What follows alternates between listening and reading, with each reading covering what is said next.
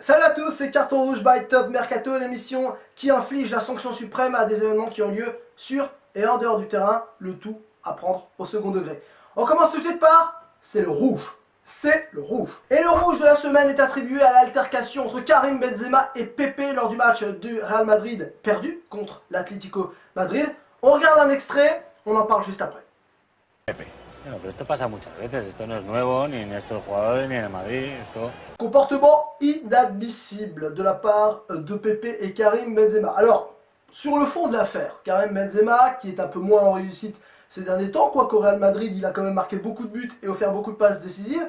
Sur la forme, Pepe n'a pas à interpeller Karim Benzema de la façon dont il le fait. Et en plus, c'est un petit peu l'hôpital qui se fout de la charité. Hein. Rappelez-vous Pepe, l'année dernière, qui a critiqué José Mourinho dans la presse parce qu'il avait perdu sa place au profit de Raphaël Varane. Excusez-moi, c'est pas forcément la personne qui était le plus à même de critiquer Benzema. De plus, il peut lui parler en dehors du terrain, au lieu de faire un geste totalement explicite qui veut dire « Ah, tu fous rien, quoi, chemin !» Je sais pas pourquoi je fais l'accent marseillais, sachant qu'il est portugais. Tu fous rien Je pense que, voilà, c'est limite. Donc là, je suis désolé, je ne peux pas revenir là-dessus. Pepe Benzema, voilà ce que j'en pense. Et non, messieurs, ce n'est pas négociable, c'est terminé. Il est temps de passer maintenant à ce qu'aurait pu avoir hein, le rouge, mais c'était limite. Et cette semaine, c'était limite pour Lionel Messi. Le prodige argentin connaîtrait actuellement des problèmes avec l'administration fiscale de son pays. Alors, si cela était avéré, ça veut dire que le deuxième joueur le mieux payé au monde, après Cristiano Ronaldo, hein, qui a revalorisé récemment son contrat, donc 14 millions d'euros à peu près par an pour Messi. Alors, ça voudrait dire que plus tu as de l'argent, en fait, plus tu veux le garder pour toi.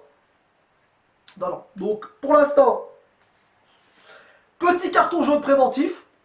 Hein, en plus, t'es blessé, donc j'aime pas ça. Totalement subjectif. Le deuxième qui a évité ric-rac à la sanction suprême, c'est l'Olympique de Marseille. Alors ça, c'est un petit peu à contre-cœur, parce que la peur, la crainte qu'on a, c'est que l'Olympique de Marseille termine son groupe de Ligue des Champions avec 0 points. Groupe de la mort, Arsenal, Dortmund les ont déjà battus. Prochain match contre Naples, qui, lors de la première journée, a battu Dortmund, et là qui a perdu contre Arsenal, donc aura à cœur de se relever. Très difficile pour l'Olympique de Marseille. Et le pire dans tout ça, c'est que l'Olympique de Marseille semble donner le maximum à chaque match, mais simplement n'a pas les mêmes armes que ses adversaires. Donc c'est un petit peu un carton jaune pour dire, s'il vous plaît l'Olympique de Marseille, essayez de marquer au moins un point et voir, dans le plus beau des cas, de viser cette Ligue Europa, parce que pour notre indice UEFA, c'est quand même important, même si c'est vrai, ça va être très difficile. Voilà, c'est tout pour cette semaine. On se retrouve très bientôt. D'ici là, je vous surveille.